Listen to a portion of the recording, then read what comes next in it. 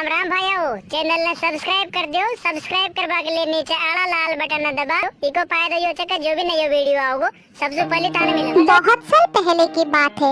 सुंदरबन नाम का एक बहुत बड़ा जंगल था। उस जंगल में बहुत सारे जानवर मिलजुल कर रहते थे, जिनमें से दो दोस्त भी रहते थे। एक था कौवा और एक था हिरन। दोनों की दोस्ती बहुत गहरी थी। दोनों एक साथ जंगल में घूमते थे और मजे करते थे।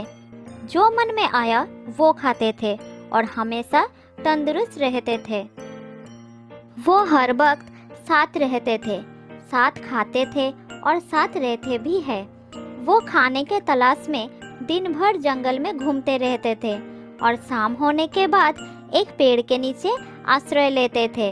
कौवा पेड़ के ऊपर वहाँ पर एक किसान और हिरन और वह कौवा उसी पेड़ की एक शाखा में रहते थे।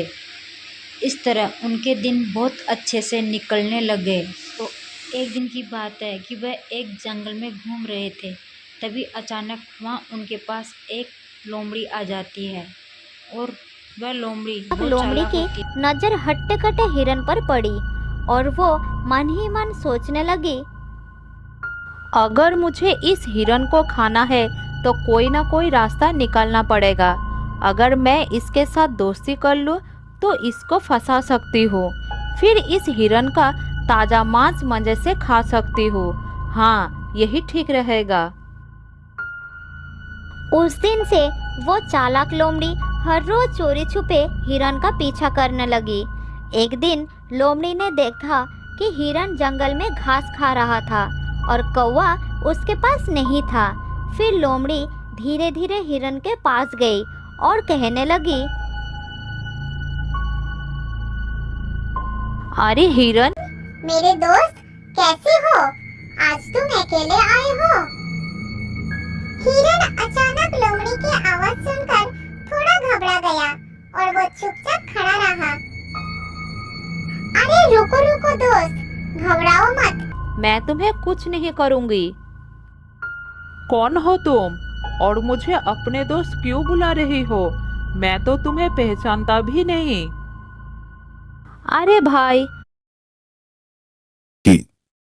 मंथरा अक्सर गंगा से सलाह लेने जाती और गंगा हमेशा उसे धैर्य रखने और कठिनाइयों का सामना करने की सीख देती। एक दिन गर्मियों की तपती दोपहर में जंगल के एक हिस्से में अचानक आग लग गई। तेज हवा के कारण आग बहुत तेजी से फैलने लगी। देखते ही देखते पूरा जंगल धुएं और आग की लपटों में घिरने का समय तब होता है जब हमें खुद को बचाना हो, लेकिन हमें पहले उन जानवरों की मदद करनी चाहिए जो खुद को बचा नहीं सकते। यह कहकर गंगा ने नंदू को एक सुरक्षित स्थान पर भेजा और खुद आग की ओर बढ़ने लगी। गंगा जब जंगल में आगे बढ़ी तो उसने एक घायल हिरन को देखा जो डर और दर्द से कराह रहा था। उसका एक पैर जल चुका था और वह चलने में असमर्थ था। गंगा ने बिना देरी किए उसे सहारा दिया, अपनी पीठ से उसे उठाया और सुरक्षित स्थान तक ले आई। दोस्तों, हमें ये कहानी सिखाती है कि निस्वार्थ भाव से करी हुई सेवा एक दिन सफल जरूर होती है। धन्यवाद।